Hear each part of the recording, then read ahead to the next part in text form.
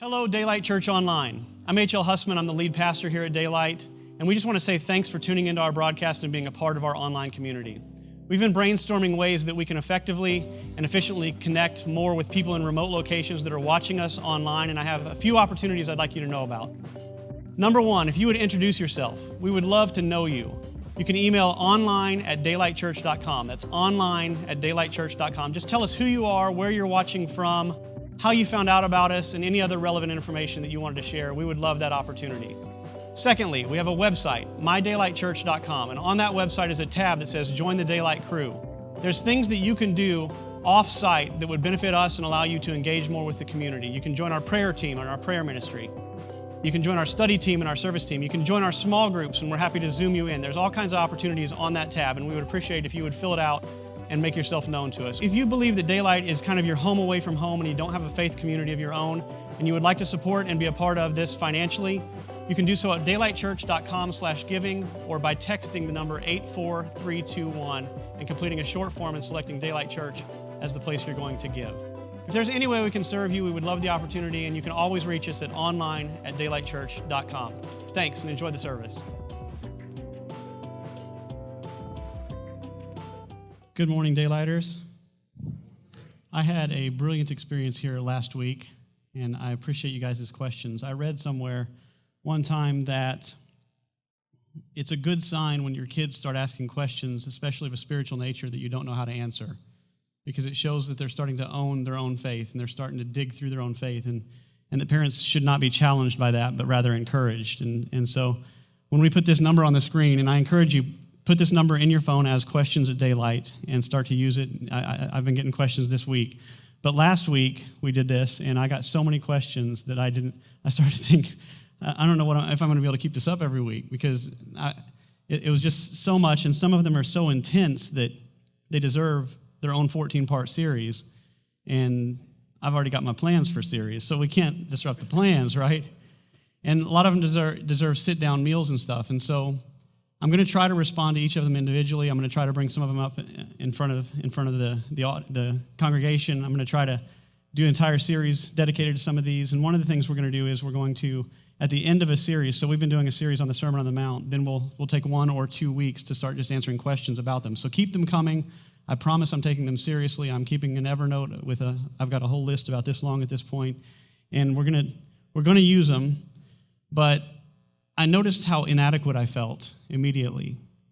And imposter syndrome is a very real thing if you're if you make public appearances at all. And oftentimes as a pastor, you feel that way a little bit, like, do I really belong here? And some of your questions are so deep and so intense, but doggone it, that's a good sign that you're thinking and learning and embracing and owning.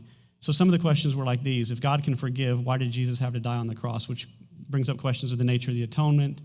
And what does forgiveness even mean? And it deserves a sermon on its own. Should the forgiver, if they truly wish the best for their trespasser, also forget? So does forgiveness mean forgetting? And we touched on that a little bit last week, but I want to dive in deeper at some point.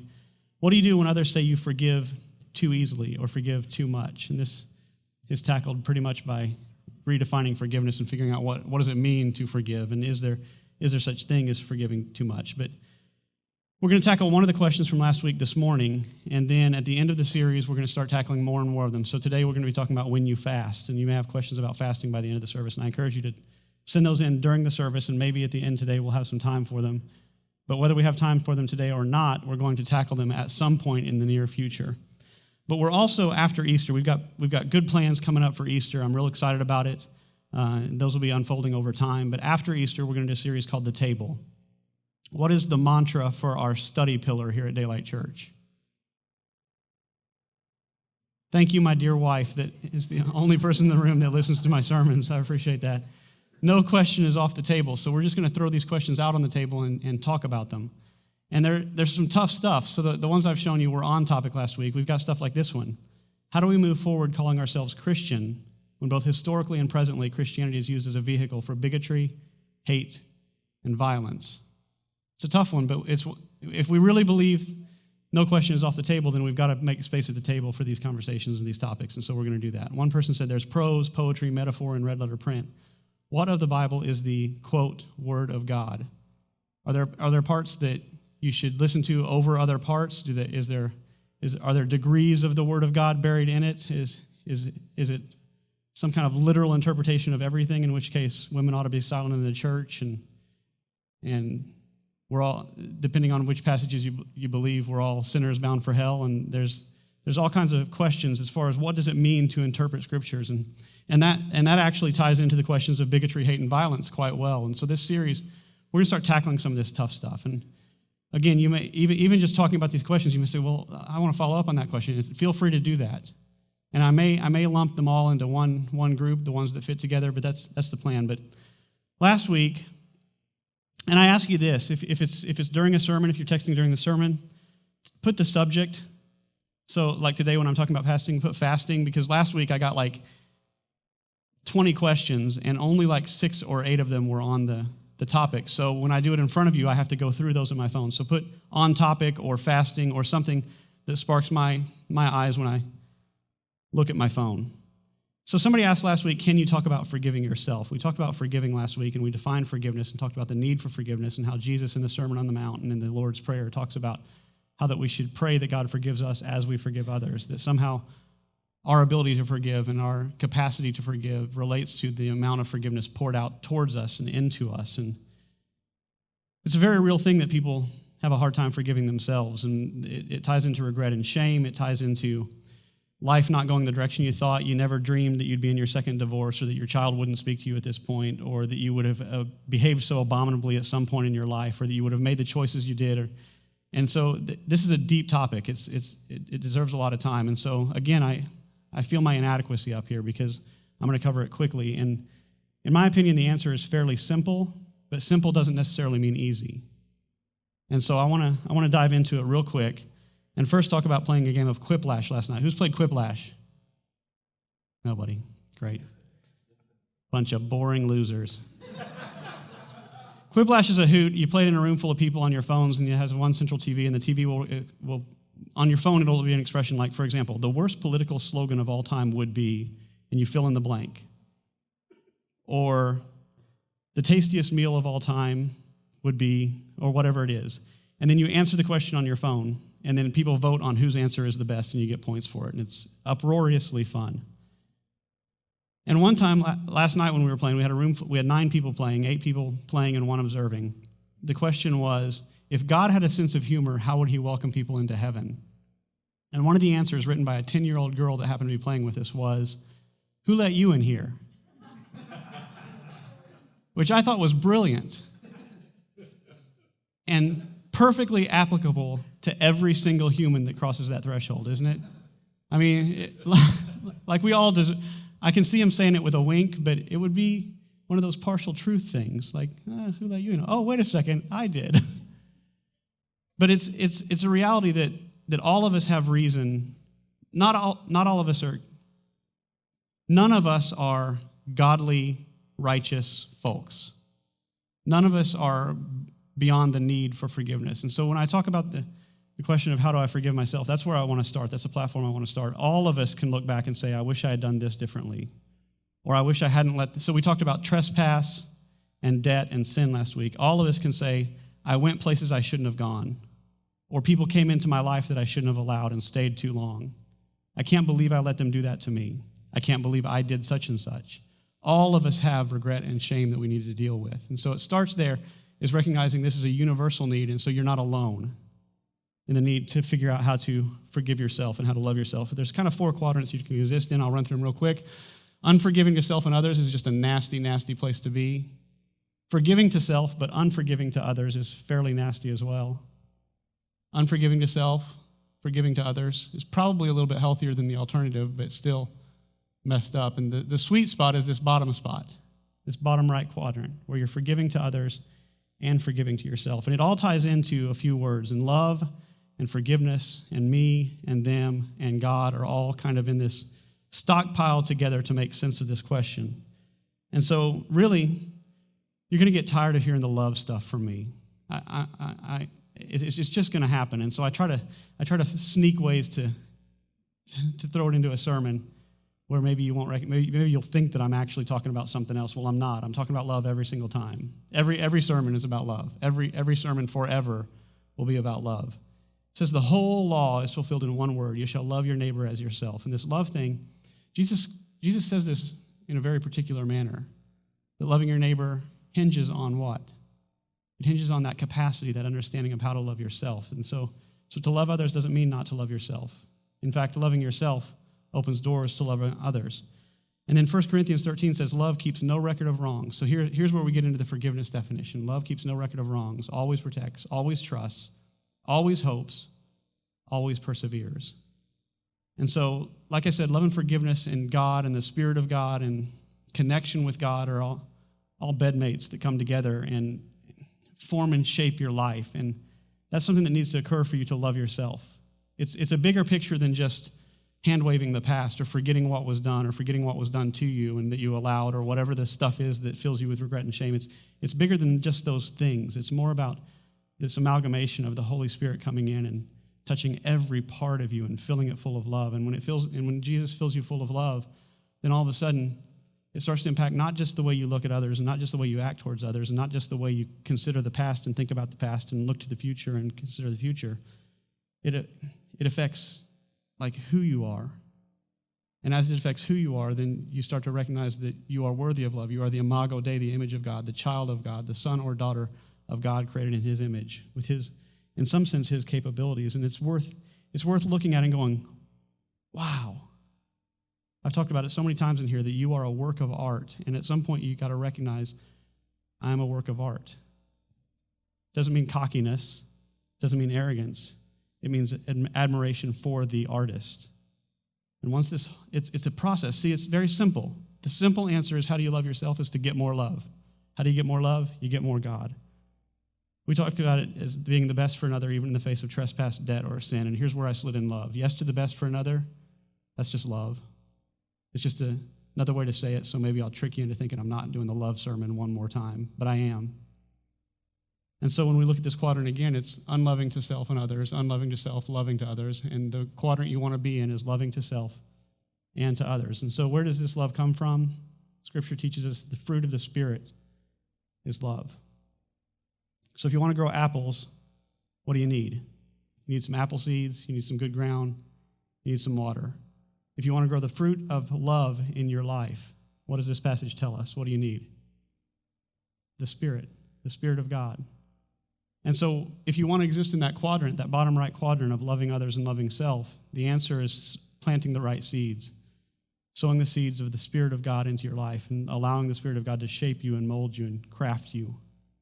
And as the Spirit of God shapes you and molds you and crafts you, he's going to turn you into a vessel of love. And that vessel of love is going to love not just others, but self in a healthy way. There's a very unhealthy way to, quote, love self.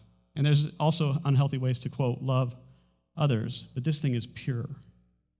This love that comes from the Spirit is pure and undefiled and beautiful. 1 John tells us that love comes from God. Everyone who loves has been born of God and knows God. The psalmist tells us, you, Lord, are forgiving and good, abounding in love to all who call to you. And I'm better at parsing out the Greek than I am the Hebrew, but in this passage, my understanding is the abounding in love to all who call you kind of means for. I have something for you, but it also means toward. And so it says that God is abounding in love towards us. In other words, if the fruit of the Spirit is love, and if love comes from God, and God's love is abundant toward us, it means it's available. And it's that word metanoia, it's that turning towards, that repent word of turning towards that love and allowing a fullness, allowing a filling, an indwelling of the Spirit of God that gives us love. There was a woman of ill repute, some passages call her a prostitute, a woman of the night that came to Jesus in the middle of a dinner with a bunch of religious folks, a bunch of uppity, pedantic religious folks.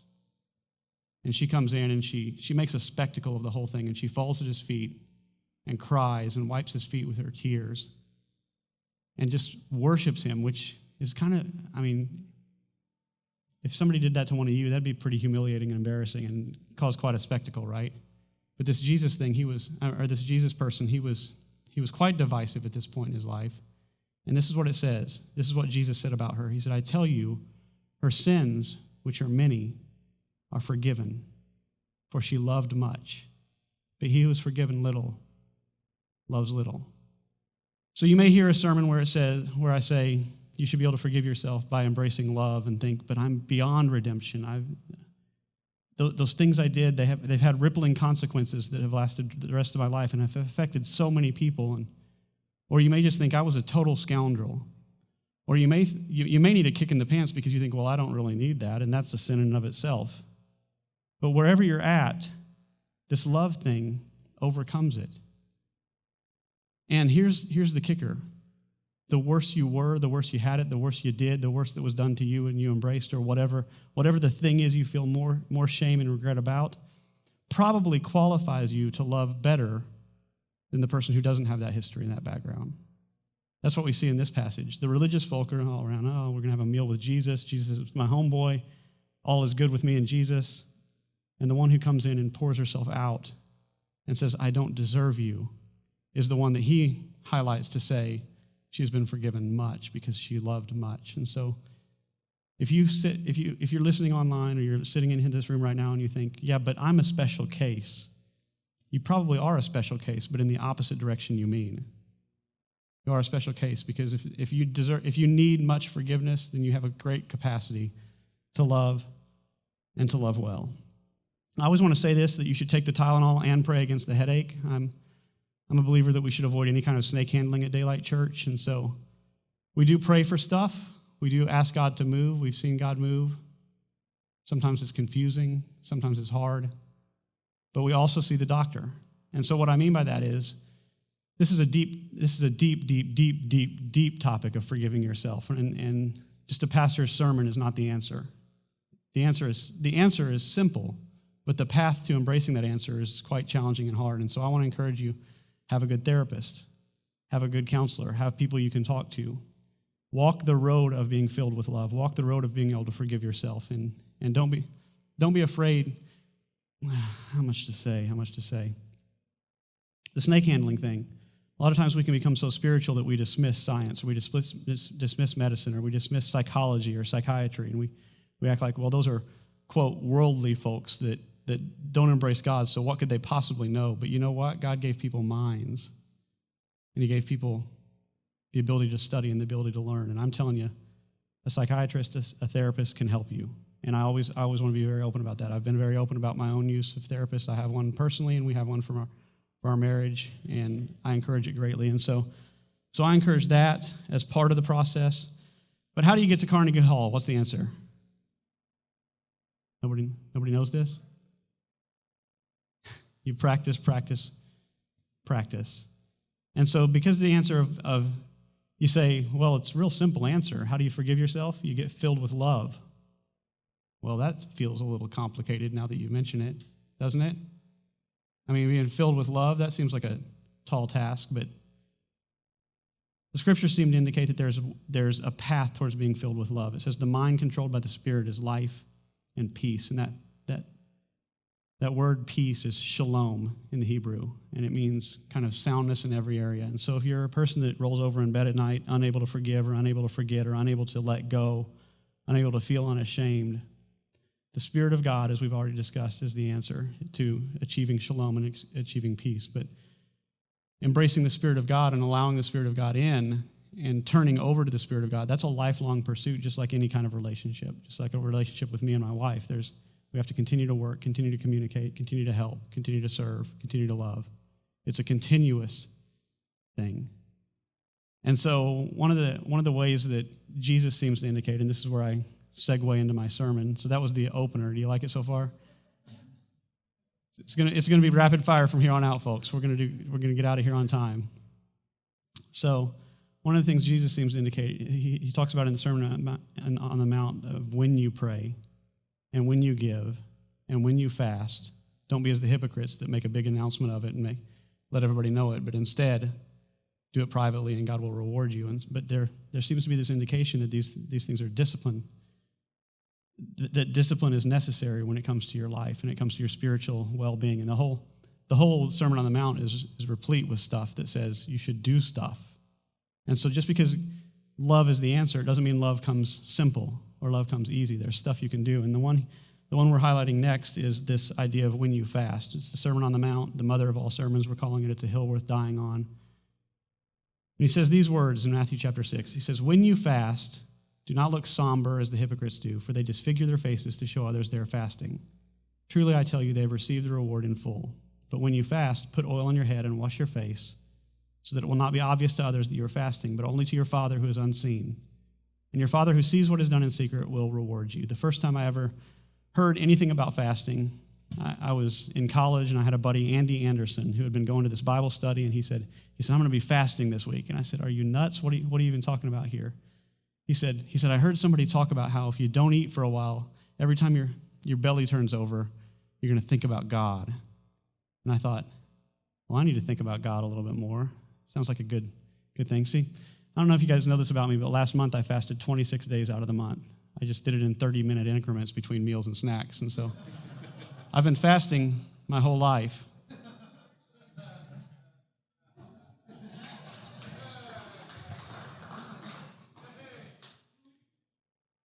But I made that first time when Andy talked about fasting, I made it 20 hours out of my 24-hour fast. I said, I'm going to fast for 24 hours because that's what he recommended. He said, you'll think about God more for a whole day. I said, okay.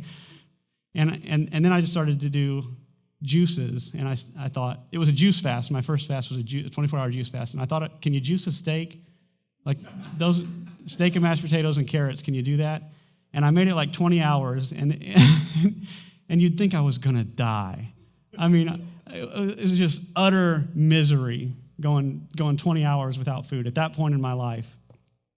And after 20 hours, I went to Sirloin Stockade in Murray, Kentucky to their buffet, and I ate it all. I mean, I probably lost like a quarter of a pound in my 20-hour fast, and I probably gained 25 pounds in the aftermath of me breaking my fast. But that was my first experience, and I've found since then that it's not as hard as I thought and that it's quite beneficial, and so I'm going to briefly share some of the thoughts I have about that. John Wesley said this. He said, some have exalted religious fasting beyond all scripture and reason, and others have utterly disregarded it. And I would say within the Western church today, within American Christianity, utter disregard is pretty common when it comes to fasting. When Jesus says, when you give, okay, we talk about it. We take up an offering every week. We give to the poor. We do what we can. When you pray, yeah, I pray. I get down on my hands and knees. I say the Lord's Prayer during church. I pray. But when you say, when you fast, people go, well, hold on a second here, because it's been utterly disregarded. What does it mean to fast? So what in the tarnation are we talking about? What in the world is this thing? Fasting, the etymology of fasting leads us to kind of abstinence. It means a letting go of something or to refrain from something. And in this case, we're talking about food. And I want to say right away, I talked about fasting at the end of the year, and it's a good refresher. I don't mind hitting it twice. A lot of you probably didn't watch that sermon because you just don't watch. I'm joking. But I want to encourage you to see your doctors first. And so when I say abstain, I'm talking about specifically abstaining from food, but that's not necessarily the answer for everybody. There are people with eating disorders. There are people with diabetes. There are people where food is a thing in their life that they have issues with. And so I want to say that right off the bat, that when I say fasting, I'm talking about food, but you may choose a different kind of fast. You could fast social media. There's a passage in Scripture that say couples should refrain from sex for some time to devote themselves to prayer. You can refrain from entertainment, or you can. And here's my answer for those that have medical reasons or emotional, intellectual, or I want to say mental reasons, but that sounds off. You have good reasons to not want to abstain from food. Then abstain from foods you like. Do a fast of just oats and grilled chicken for a while. But talk to your doctor if you have medical or psychological reasons why you can't fast. Talk to your doctor, talk to your psychiatrist, your psychologist, and make a call. But when you fast is what Jesus said. He assumed followers of God would fast. So I'm specifically talking about abstaining from food, and why in the tarnation would you want to do that? And there's a lot of reasons that I'm going to fly through. Number one is that you're in a great, what they call a cloud of witnesses in Scripture. There's people that have come before you to establish this faith, and they all fasted. The entire nation of Israel, Jesus. So we say Christian, which means little Christ. If you want to be a follower of Jesus and you want to emulate Jesus, Jesus fasted. It's a habit he was in and a discipline he believed in. His disciples, it was implied, fasted, which we can get into later if you're interested, and you can ask questions about that. Moses, Elijah, Ahab, Darius, Daniel, Esther, Ezra, the people of Nineveh, John's disciples, church elders, Cornelius, Paul. It's a long list, and this isn't the entire list. This isn't a comprehensive list. This is just the ones that I could fit on a screen. People fasted. It will teach you self-control. It's been said that if you can learn to control food, you can learn to control anything. And there's some truth to that, is that when you fast and you deny yourself, you start to learn. You have this ability to be stronger than you thought you were and learn self-control. And with self-control comes discipline. See, discipline is kind of the path to self-control. And so it's a seeking out of self-control, and they're circular. When you have discipline, you end up with more self-control. And when you have more self-control, you have more discipline. And all of us could use a little bit more of these two topics in our lives. And fasting is helpful for that. If nothing else, it will break down that I get what I want when I want it all the time mentality in us, which can probably almost always be healthy. And in some sense, we're talking about how you forgive yourself. To forgive yourself is to love. To love is the path to love is a path of challenge, crucifixion, discipline. And in some sense, in this, you're going to find love. And one of those ways is an attunement. I read recently that fasting unveils our addictions. My wife and I would both admit to you that we're quite a bit grumpier when we fast. You find out real quick how patient you are. You find out real quick how selfish you are. You find out real quick how easily irritable you are when you fast. And it exposes stuff. So you become attuned to yourself. But more than that, you become attuned to God. I had a friend who wrote in this week, said fasting strikes at the heart of our selfishness. If we can get our selfishness out of the way, we can hear the heart of God better. And what four-letter word that I talk about quite a bit in here would be the heart of God. Love. Thank you. I'm so thankful that you answered that correctly.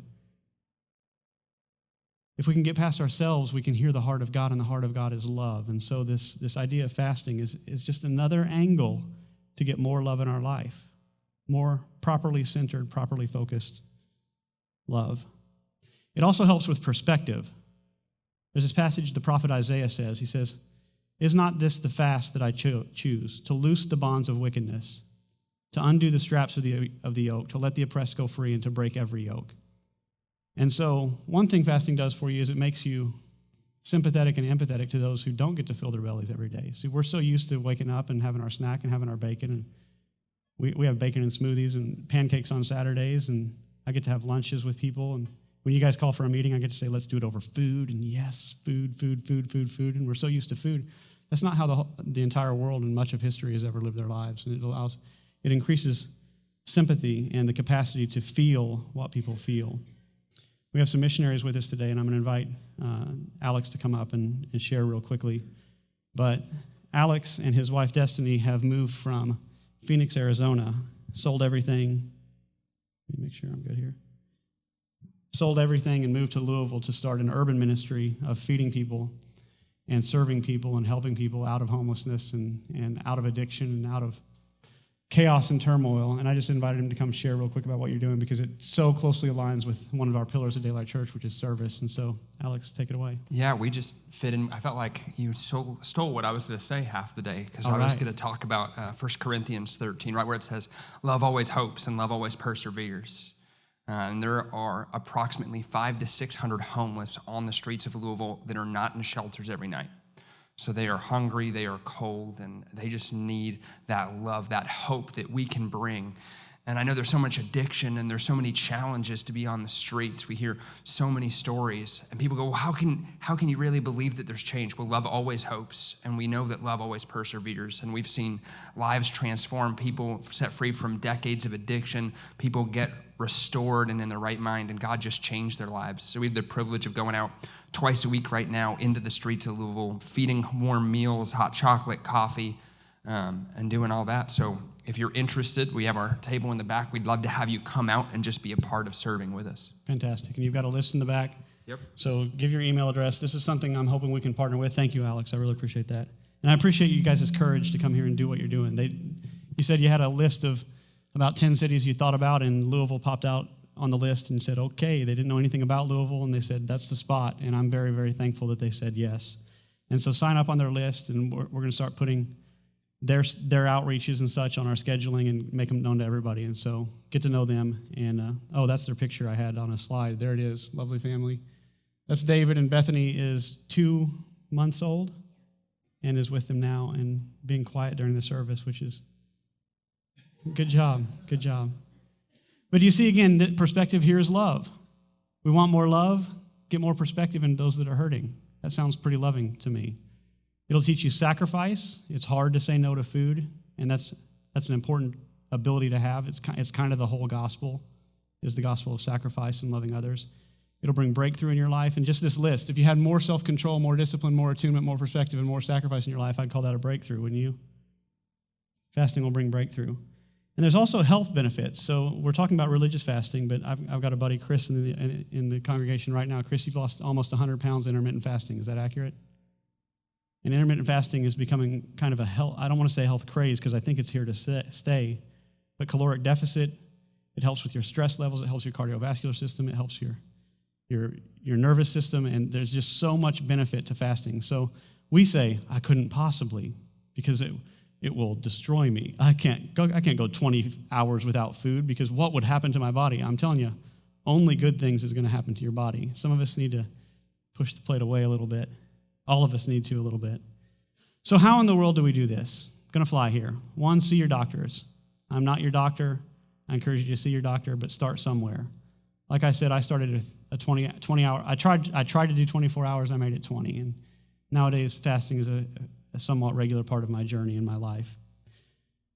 Andy Anderson had it nailed down as every time your stomach rumbles, use the time. Think about God. Pray about God. So then a lot of times we don't have time to seek. We don't have time to chase after Jesus. Well, how much time do you spend eating every day? And if you lay down fasting even once a week, that'll open up 2 hours. Is that fair? 3 hours? 8 hours in some cases? You'll have time to pray. You'll have time to seek God. Stretch yourself. Start with a 20-hour fast and move to 24 and start doing some intermittent fasting. They do what they call 16-8, where you don't eat for 8, you don't eat for 16, you eat for 8, and so forth. I also want to encourage you that don't make the same mistake I made. The first time I ever did a 3-day fast, I ended it with lots and lots of pizza. It was a terrible mistake. Trust me, this was not wise at all. And you're going to want to prepare your body and prepare yourself if you're a caffeine user and you plan. Now, black coffee has 0 calories, so if you need to stick with the coffee during it and you're doing a 0-calorie fast, that's okay. But if you're trying to do water only, you're going to want to prepare yourself or you will have massive headaches. If you're a sugar addict or caffeine addict, you're going to want to prepare for it. Consider regular fasting. There's reason to believe that the religious people of Jesus' time fasted twice a week, and then try something extended. And when I say extended, you could do 3 days once a month or once a year. Or Kara and I try to do an extended fast every January. And you can do up to 21 days pretty safely. We think 21 days of 0 calorie will kill you. It won't. In fact, it can be quite a healthy refresher for your body. At some point, your body is going to start telling you this is a bad idea. So here's how it'll work. And I'm going to talk about some expectations. First off, you're going to be hungry. I know this is a shocker, but when you don't eat, you get hungry. Hunger is not starvation. They're different animals. And so don't panic. Don't freak out and think, oh no, I'm not eating. I feel horrible. My body's aching and paining. I have headaches, because that's part of it. Depending on how you eat normally, you're going to have some headaches. You're going to have body aches. I always get joint aches if I do water fasting. But the thing is, they're going to last a couple days, and then they're going to get better. Now, if you've gone 21 days, and I don't want to operate under the assumption that everybody's going to go, well, I'm going to go fast for 21 days. I've got friends that do. I've never done a 21-day full fast before. But at some point, your body is going to start, the hunger pains are going to subside after a couple days, and then they're going to come back. And when they come back, that's your body saying, I'm starting to eat the muscle, and that's a bad idea to continue fasting at that point. So you have to listen to your body. Some people have done 40-day fasts. I've had friends that have done many 40-day fasts. But if at 21 days your body starts saying, I'm eating myself, then you are literally starving and probably should stop. There's going to be a psycho battle. 2 days in, it's going to get better. So there's the caloric need, which is separate from the emotional need. What you're going to fight here is not going to be a bodily need. What you're going to fight is the emotional, psychological need for food.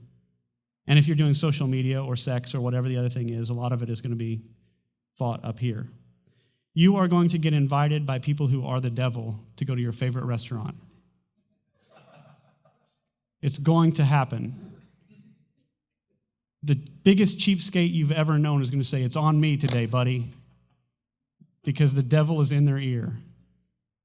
Just get used to it. You're gonna realize how many options you have for food, and you're probably gonna slip up. You're gonna be walking through the kitchen one day, and you're gonna see a package of saltine crackers, and you're gonna say, well, that looks good. And what you're normally used to doing is when you see food, you grab it, and next thing you know, you've devoured these saltine crackers, and it's the best saltine crackers you've ever had in your life, and you can't figure out why, and then you realize, I was fasting. Doggone it. It's okay. This thing takes time to develop. And like I said, eventually your body's gonna warn you that you should stop. But here's what you can expect. You can expect this list: self-control, discipline, attunement, perspective, sacrifice, breakthrough, health. My buddy this week said fasting helps with the sanctification process. It allows the Holy Spirit to do his work, changing us from inward-centered beings to outward-centered beings. It's a beautiful, beautiful, amazing thing and a practice that you should be well acquainted with. Do you have any questions? I left my phone over here. I'm going to grab it.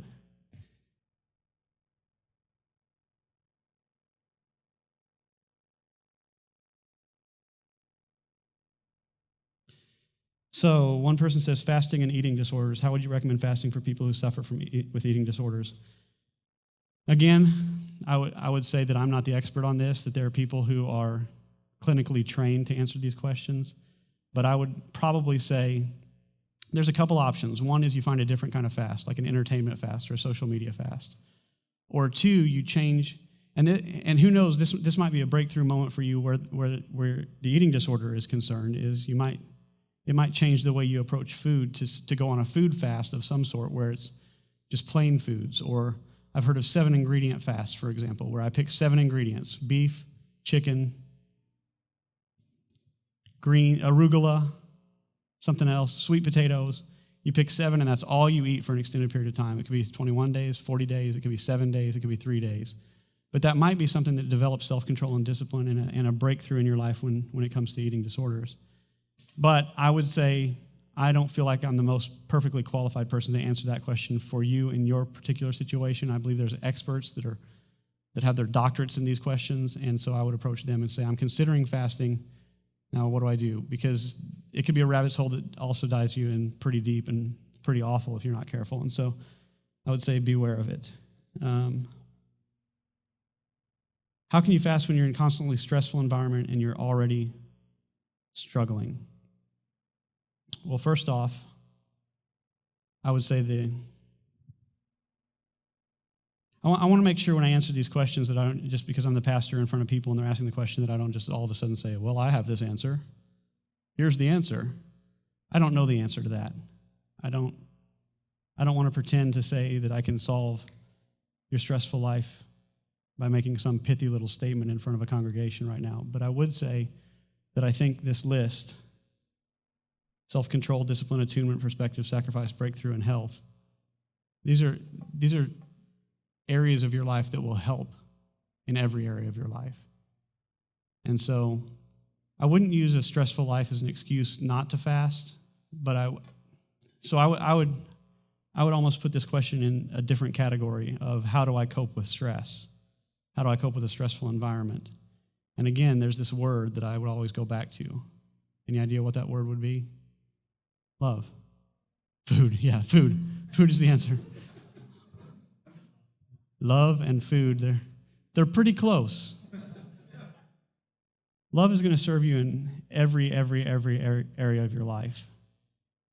And so I would encourage you to that great commandment of Jesus, to love God and love others. If you can walk in that somehow, it's going to alleviate stress. It's going to bring shalom. And what it says, the Spirit of God is what? Life and peace. Shalom. Zoe and shalom. And so that comes from the Spirit of God. The fruit of the Spirit is love, joy, peace, patience, kindness, goodness, gentleness, self-control. Against such there is no law, the Scriptures say. And so if you're looking for a way to alleviate stress in a stressful life, a stressful environment, when you feel like you're close to breaking, I would put fasting on the back burner of that conversation and say there's something else going on.